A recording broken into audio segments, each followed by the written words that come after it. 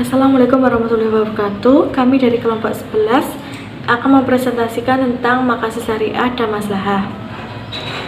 Sebelumnya, anggota kelompok kami yang pertama ada Anwar Fauzi dan nomor NIM 102200006 dan Elif Kristinawati dengan nomor NIM 102200019.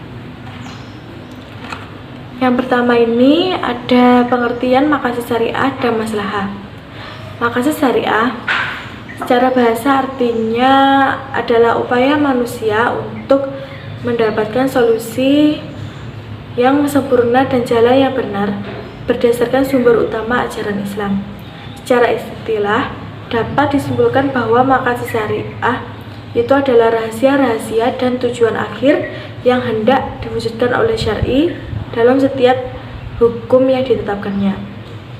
Maslahah dalam bahasa Arab yang bermakna baik atau positif. Maslahah juga berarti manfaat atau suatu pekerjaan yang mengandung manfaat. Sedangkan secara terminologi, maslahah dapat diartikan mengambil manfaat dan menolak mudarat bahaya dalam rangka memelihara tujuan syara hukum Islam.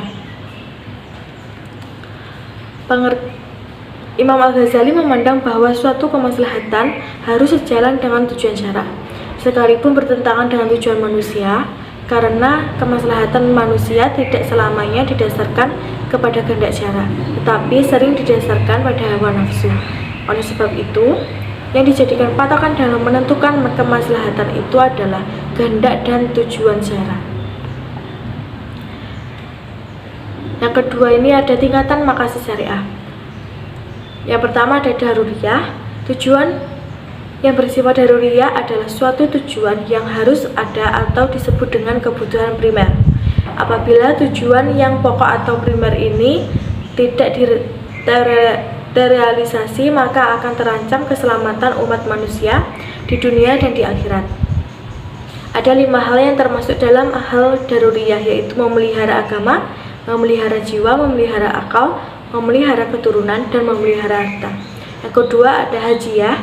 Tujuan yang bersifat hajiyah yaitu tingkatan yang bersifat sekunder yang diperlukan manusia. Jika kebutuhan ini tidak terwujud, maka tidak sampai mengancam keselamatan, namun akan mengalami kesulitan. Syariat Islam menghilangkan segala kesulitan tersebut dengan adanya hukum rukhsah, keringanan.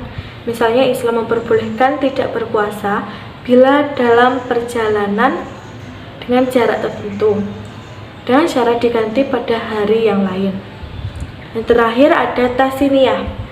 Tujuan yang bersifat tahsiniyah adalah tingkat kebutuhan yang apabila tidak terpenuhi tidak mengancam eksistensi salah satu dari 5 pokok di atas dan tidak pula menimbulkan kesulitan.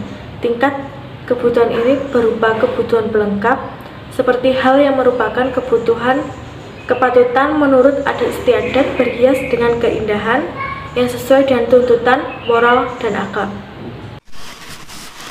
Metode dalam memahami maqasid syariah terkait dengan kajian Al-Quran yang sangat dibutuhkan dalam mendeteksi dan memahami maqasid al-syariah adalah penghayatan hikmah-hikmah ayat suci atau tadabbur, serta pendalaman melalui kitab-kitab tafsir Al-Quran yang muktabar. Demikian halnya untuk mengetahui lewat as-sunnah dengan mengkaji lebih dalam kitab-kitab hadis sahih, kitab-kitab sunan, masanid, jawami, dan syarah-syarah hadis yang diakui kualitasnya. Macam-macam maslahah. Yang pertama, maslahah berdasarkan segi perubahan maslahat. Menurut Mustafa As-Salabi, guru besar usul fikih Universitas Al-Azhar Kairo, terdapat 2 bentuk maslahat berdasarkan segi perubahan maslahat. Pertama, al-maslahah as-sabitah, yaitu kemaslahatan yang bersifat tetap, tidak berubah sampai akhir zaman, misalnya berbagai kewajiban ibadah seperti sholat, puasa, zakat, dan haji. Kedua, maslahah mutaghayyirah, yaitu kemaslahatan yang berubah-ubah sesuai dengan perubahan tempat, waktu, dan subjek hukum. Yang kedua, maslahah berdasarkan keberadaan maslahah menurut syara'. Al-maslahah mutabarah adalah kemaslahatan yang mendapat dukungan oleh syara', baik jenis maupun bentuknya. Artinya adanya dalil khusus yang menjadi dasar bentuk dan jenis kemaslahatan tersebut. Yang B. Al-maslahah mulghah adalah kemaslahatan yang ditolak oleh syarak karena bertentangan dengan ketentuan syarak. Yang C. Al-maslahah mursalah adalah kemaslahatan yang didukung oleh sekumpulan makna nas, ayat atau hadis, bukan oleh nas yang rinci. Kemaslahatan yang keberadaannya tidak didukung syarak dan tidak pula dibatalkan atau ditolak syarak melalui dalil yang rinci. Yang ketiga, maslahah berdasarkan segi kualitas dan kepentingan kemaslahatan. Para ahli usul fikih mengemukakan beberapa pembagian maslahat berdasarkan segi kualitas dan kepentingan kemaslahatan. Mereka membaginya dalam 3 bentuk sebagai berikut. Yang pertama, al-maslahah al-daruriyah. Yang B, al-maslahah al-hajiyah. Yang C, al-maslahah al-tahsiniyah. Sekian presentasi dari kelompok kami, kurang lebihnya mohon maaf. Wassalamualaikum warahmatullahi wabarakatuh.